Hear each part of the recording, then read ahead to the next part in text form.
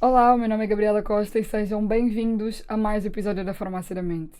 Neste episódio, nós vamos falar sobre um tema extremamente importante e extremamente difícil de ser abordado, que são os términos de relacionamento. E para isso, temos aqui connosco a nossa psicóloga super querida, que já gravou isto 2 vezes, porque tivemos problemas de áudio, Vanessa Santos. Eu que tenho mau karma tecnológico, é Ela verdade. diz que é um mau karma. Eu adoro que ela voltou. Portanto, admirem este episódio porque é a segunda vez que nós estamos a gravar. Isso, bora lá. Eu não me lembro de nada da primeira, quase nada. Só lembro que depois não correu bem. É bom ser surpreendido outra vez. Acho que sim. Conta-me um pouco mais de ti, Vanessa. O que é que tu fazes? Então, O que é que tu, né, fazes o da que é que vida eu faço? O que é que eu ando profissionalmente? para aí a fazer? Então, eu sou psicóloga clínica, tenho-me vindo a especializar nas áreas do luto e do trauma. Inscrevi-me agora para fazer especialização em psicoterapia, portanto, aqui mais uma nova fase que vamos Parabéns. começar. Obrigada.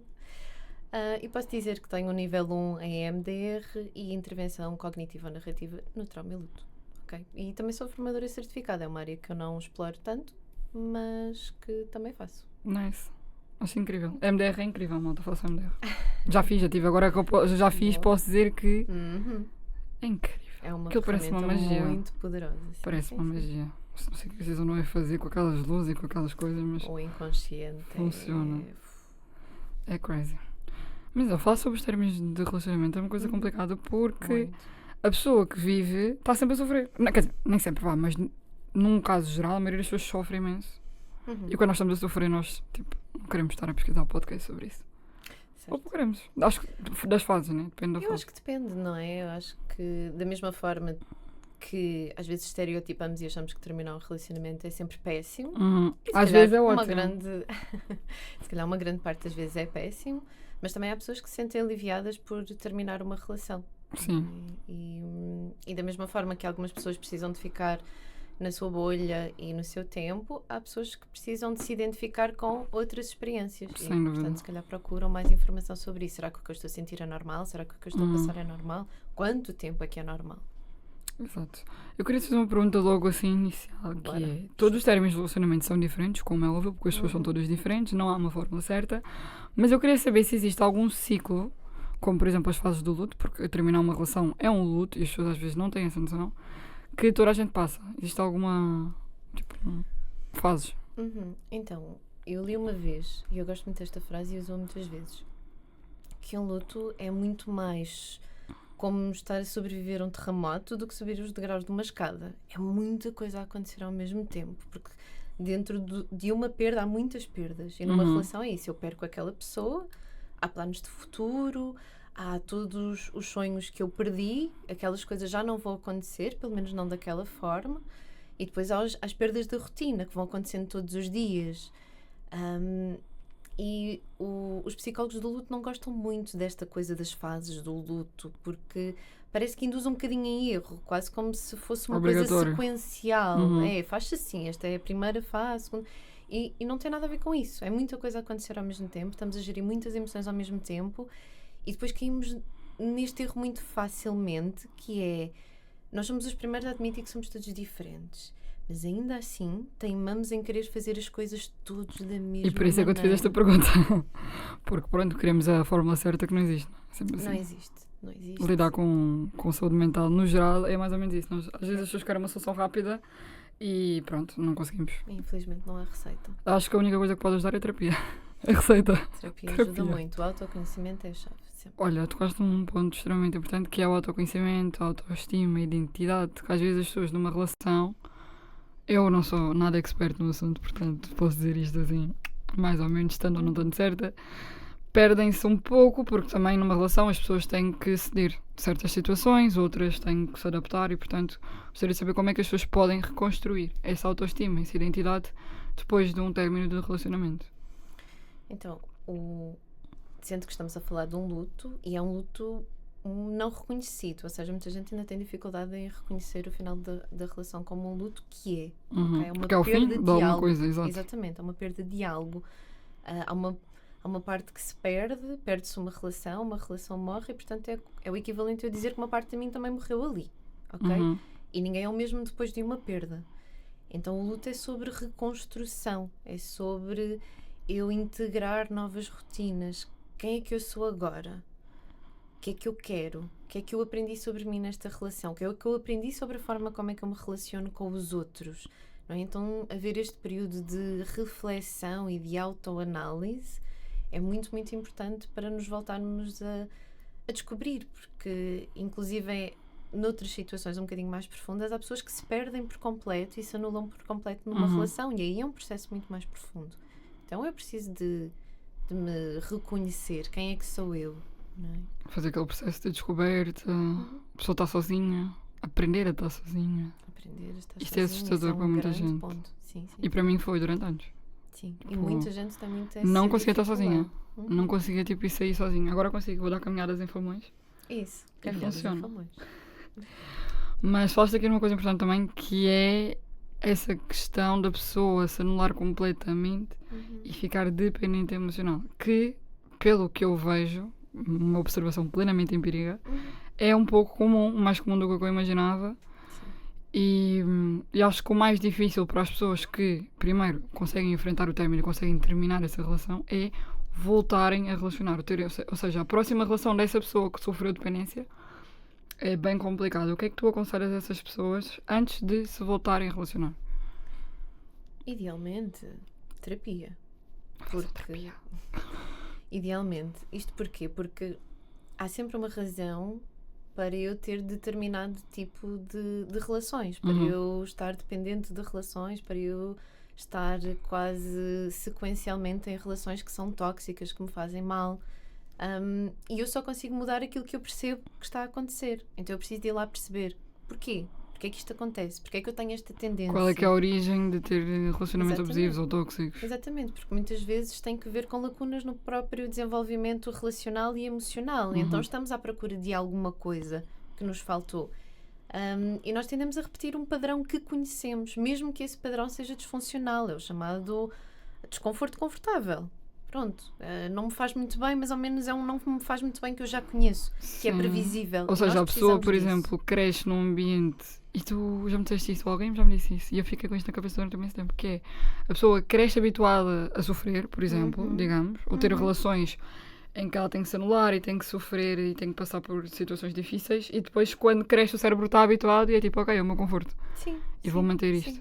Sim, sabes, ainda agora, não há muito tempo, em consulta alguém me disse uma coisa muito, muito neste género, que eu sinto que nunca tive amor e portanto eu estou sempre à procura dele. E isto faz algum sentido, porém nós estamos sempre à procura de amor, seja de uma forma mais física, seja num relacionamento, seja amigos, família, o que for. Nós precisamos de amor. Eu acho que a grande questão é porque é que nós aceitamos algo que não é isso, algo que é sofrimento. Sim. E perceber porque é que eu faço isso, porque é que não tendo eu fico. Eu acho que a questão é muito essa, é que como eu não tive, eu sei o que é não ter. Portanto, Exato. o não ter para mim é natural e é por isso que eu E é fico mais lá. fácil.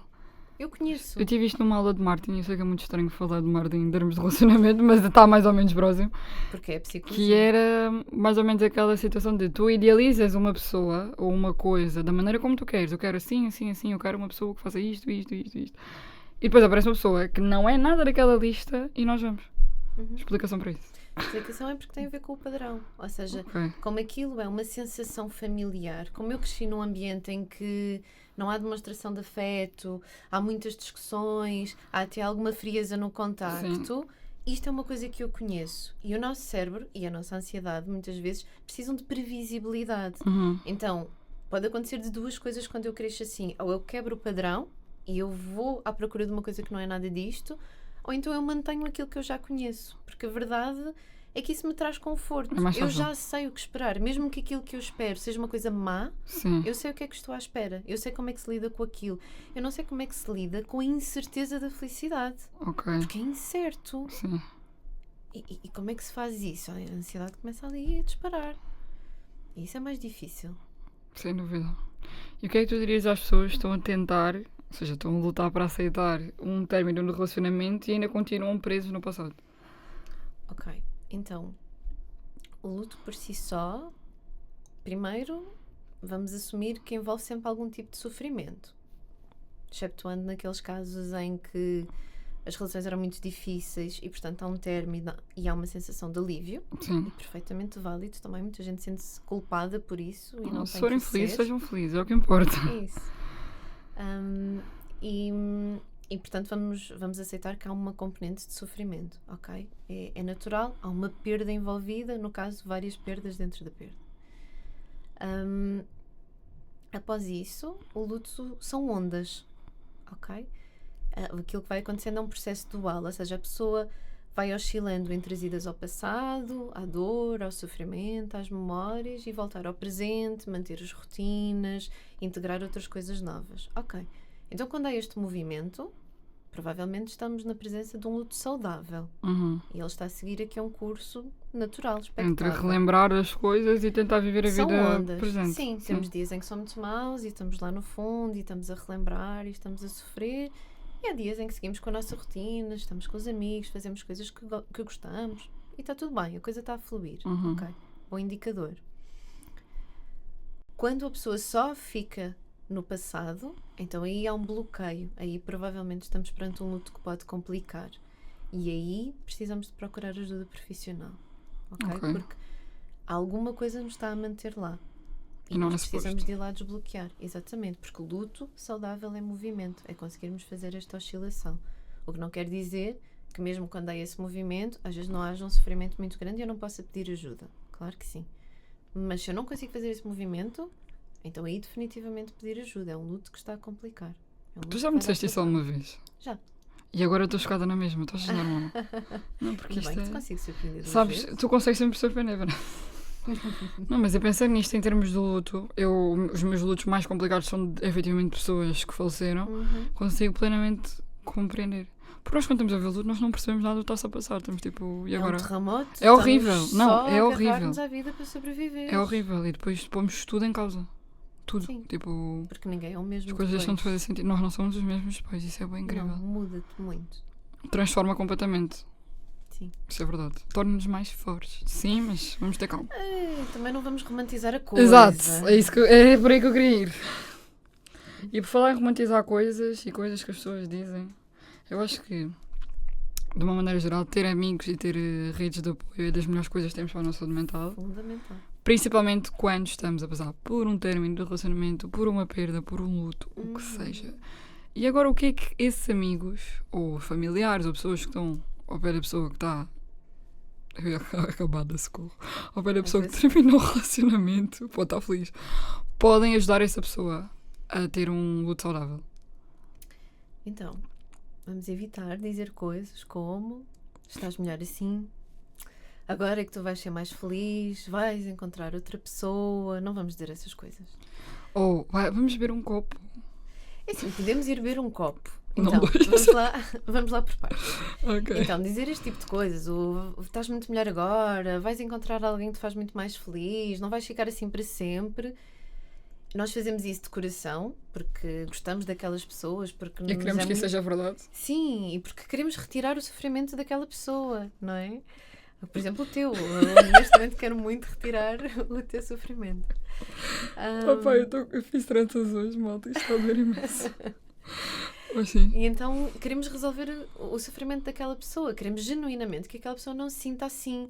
Então quase que tentamos reparar isso, dizendo não, mas vai ficar tudo bem. Sim. E a outra pessoa muitas vezes até sabe, eu sei que vou ficar bem, eu sei que não vou ficar assim para sempre, mas quer dizer, é isto que eu sinto agora. Naquele momento a pessoa precisa sofrer assim. um pouco pelo menos. Então dizermos estas coisas todas desvaloriza um bocadinho o sentimento daquela pessoa e nós não queremos isso. A coisa efetivamente mais importante é estar. Estejam lá. Aguentem a dor com aquela pessoa. E isso é o difícil de estar fazer. lá ao lado e não... Sim, e posso até dizer coisas como: olha, não imagino o que é que estás a sentir, como é que te posso ajudar, o que é que eu posso fazer, olha, gosto muito de ti, estou aqui contigo. Estas são as melhores frases, de sempre. Sim, porque tipo, eu estou aqui e cada pessoa precisa de um tipo de ajuda diferente. Porque é estar. E é Exato. colocar noutra pessoa: olha, posso fazer alguma coisa por ti, alguma coisa que vá ajudar? Olha, estou só podemos aqui ir dar uma contigo. volta, porque às vezes a pessoa fica muito presa em casa. Exatamente, então não há problema nenhum em vamos beber um copo, em vamos fazer qualquer coisa, mas não encher a agenda. Ou seja, nós queremos promover esta oscilação entre a pessoa estar com a dor, Mas também estar distraída, estar a fazer Sim. outra coisa, divertir-se. E com o tempo, Uhum, ok. exatamente. E existem assim, eu sei que não há um manual perfeito, eu Pois sei, todos os psicólogos dizem não há uma razão, não sei o quê, eu sei que não há. Mas existem estratégias saudáveis para as pessoas conseguirem lidar com aquela solidão que vem depois do término, algumas vezes, nem sempre, não é? E vazio. Tipo aquela sensação de não tenho essa pessoa, ou por exemplo aquelas pessoas que já criaram uma relação muito sólida e tiveram anos juntos, ou viveram na mesma casa e tudo isso. O que é que tu recomendas? Conhecerem-se, perceberem o que é que está a acontecer. Então, não é porque eu me separo que eu me vou sentir só. Há muitas pessoas que se mantêm também em relações por isto, porque não querem ter essa sensação de solidão. E eu estar sozinha é muito diferente de eu sentir-me só. Então, eu posso separar-me, estar sozinha e gostar de fazer as minhas coisas, estar tranquila na minha companhia. E se isto não acontece, importa perceber porque é que isto é tão desconfortável para mim. Sem dúvida. Porque à partida é contigo que tu vais estar 24/7 para o resto da tua vida. Ok? Então porquê é que isto acontece? Porquê é que há esta sensação de solidão? Porque enquanto eu não perceber isto, o que é que vai acontecer? Nós tendemos a fugir de sensações desconfortáveis. Então muitas pessoas agarram-se logo a outra relação, muito rapidamente, às vezes relações muito pouco saudáveis, E e não mantém-se queremos ali. isso. Há pessoas que enchem a agenda cheia de coisas para não terem tempo para pensar. Exatamente, tanta gente de agenda cheia, não é? Que é para não haver espaço para pensar, não haver espaço para sentir, não haver espaço para mais nada. Yeah, eu fiz terapia, no meu caso. Mas sim, Exatamente. também fazia E isso. muito bem. Mas fazia isso de encher. E não percebia bem porque é que estava a fazer. Sim, e tanta gente tão ocupada que não faz ideia porque é que está a fazer aquilo e porque é que tem uma coisa atrás da outra, uma reunião atrás da outra, um projeto atrás do outro, quando no fundo estamos a fugir de uma série de coisas. Eu acho isto incrível, porque a minha primeira psicóloga, e eu odiei o dia que ela disse-me isto, eu não percebia por nada. Os psicólogos são tramados. Ela olhou para mim e disse assim: tu tens de sofrer, tens de permitir a sofrer. E eu olhei para ela e disse: esta mulher está maluca? Porquê que eu tenho que sofrer? Eu estou ótima, não sei o quê. E passado anos, muitos anos, é que eu percebi que efetivamente a pessoa tem que ter esse processo de sofrer para depois, pronto, temos que lidar com as emoções que temos, não é? Convém. Sim, porque quando nós não damos espaço para sentir aquilo que temos que sentir, a fatura vem sempre. Pode vir mais tarde, muito mais tarde, mas depois aí já vem inflacionada. Inflacionada, Vem, vem a com inflação juros, também é IVA. tramado, tudo a que temos direito. Ok. Então, eu permitir ter espaço para sentir aquilo que eu preciso de sentir, seja lá o que isso for, é muito importante. E se eu estou a fugir, e é perfeitamente Válido. survival 101, não é? Nós fugimos daquilo que é desagradável. Ok. Agora, eu tenho que me apanhar a fazer isso. Se eu estou a fugir, porquê é que eu estou a fugir? E só quando eu percebo o que é que está a acontecer é que eu consigo mudar coisas. Sim. Então, reflitam aí sobre o comportamento e, acima de tudo, sejam sinceros convosco. Sem dúvida. E agora, para terminar, que conselho é que tu darias a alguém com ansiedade? Ok. Então, diria essencialmente para se lembrarem que os vossos pensamentos não são factos. Os meus pensamentos são, especialmente os mais ansiosos, são assim, os melhores realizadores de cinema, os mais trágicos, catastróficos. E, no fundo, os meus pensamentos refletem medos. E o medo é perfeitamente legítimo. Mas quando vivemos com medo, nós estamos a viver, estamos a sobreviver. E nós queremos desafiar-nos a viver. Então, eu quando tenho um pensamento que me assusta, que me deixa ansioso, eu sei que não tenho o poder de controlar isto tudo, e ainda bem, mas aquilo que eu sinto na altura é que eu tenho muito medo que isto aconteça. Isso é muito real. É muito real, é muito invasivo. Então, desafiem-se, questionem, os vossos pensamentos não são factos, permitam-se a viver, desafiem-se a viver, e se isto estiver a ser demasiado para gerir, procurem ajuda profissional, não tenho que passar por isto sozinhos. Incrível. Eu ainda estou em choque. Estou em choque, porque é a realidade. A verdade é essa, porque nós quando temos ansiedade, se nós irmos com a onda do pensamento do vai dar tudo errado, está tudo mal, eu sou péssima pessoa e não sei o quê, nós não evoluímos. E a verdade é essa, conseguimos perceber que a ansiedade é uma coisa e a realidade é outra. E aí a nossa vida muda. Sim, e mesmo que eu saiba que aquilo não vai acontecer, eu sinto que vai. E é esse medo que me trava. Sem dúvida. E viver com medo é muito complicado. É isso mesmo, Vanessa. Incrível. não para de surpreender. Obrigada. Obrigada eu pelo convite. E tu não fazes um episódio, porque nós falamos muito. Ela não faz um episódio, ela faz 2. Por isso, este episódio sobre términos de relacionamento, incrível, espero que tenha ajudado. Claro que a malta que está a terminar relacionamentos a ouvir isto está tipo... Mas sim, ajuda imenso, sem dúvida. Espero que sim. Para quem já terminou relacionamentos e ainda tem coisinhas por resolver, já sabem. Ainda temos aqui este episódio magnífico. Façam terapia. Eu digo isto, eu acho que agora é a tradição. Em vez de terminar com adeus, malta, façam terapia sempre. Sempre que for possível. Sempre que não for possível, tentem arranjar a maneira de ser possível. E o próximo episódio vai ser sobre o divórcio dos pais. Já que grande parte da população tem pais divorciados. Sendo eu uma pessoa com pais divorciados. Cerca de 70%. 70%. As estatísticas neste momento. Este episódio vai bombar, 70% da malta vem toda aqui. Portanto, estejam atentos, próxima semana tenho aqui um episódio, também com a Vanessa, sobre o divórcio dos pais. Espero que tenham gostado. Obrigada, Vanessa. Não se esqueçam de seguir. Obrigada. Nas redes sociais. Não se esqueçam de seguir nas redes sociais. @vanessasantosPsi.pt e a Farmácia da Mente para mais informação e conteúdo exclusivo. Muito obrigada. Obrigada.